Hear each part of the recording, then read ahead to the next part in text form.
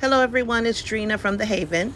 The reason I'm sharing this video is it is my son's experience when I was incarcerated. When we do crime, we have to take accountability, responsibility, and it not just affects the victims, it also affects those who are related to the victim. It also affects ourselves, our family, and those we love. Shout out to my son.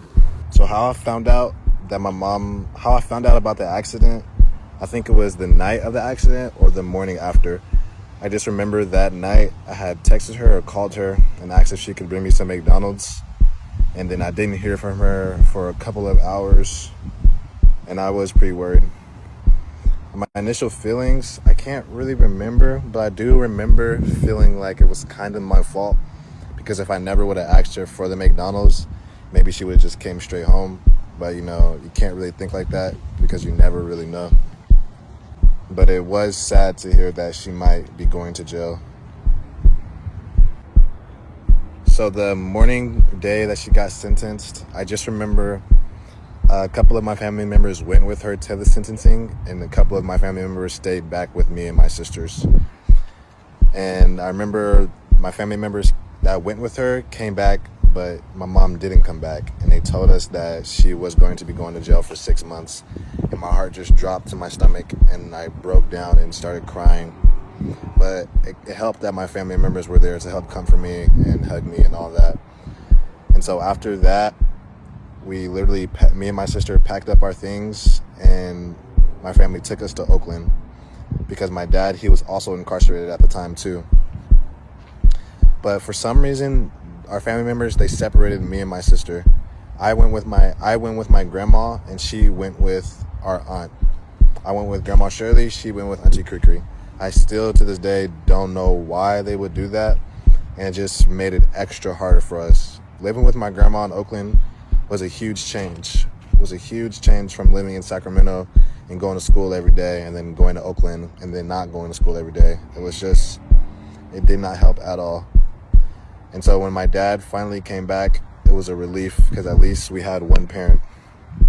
And so we went back to Sacramento, and I just remember that was also a big change. Living at home without my mom, you really notice how much she does for the house.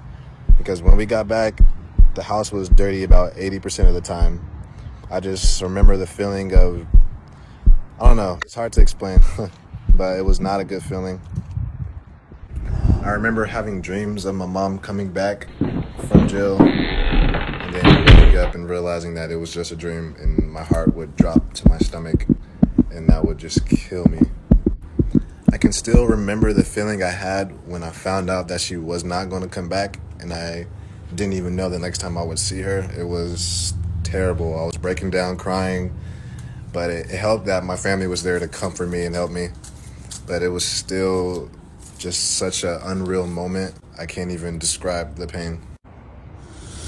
I want to say rest in peace to John Harris, and I give my condolences to your family, and I apologize for what happened to him, because if that was my father that died that night, I would not be the man I am today. I don't know where I would be today, honestly.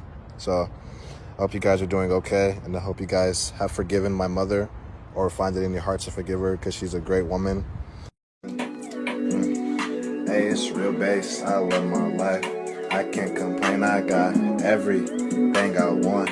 I can't complain. My mama do it. She up in the morning. She be hustling for her kids like me. Every day we is her world. She is my world. I do anything for that little girl. I put that on my soul. I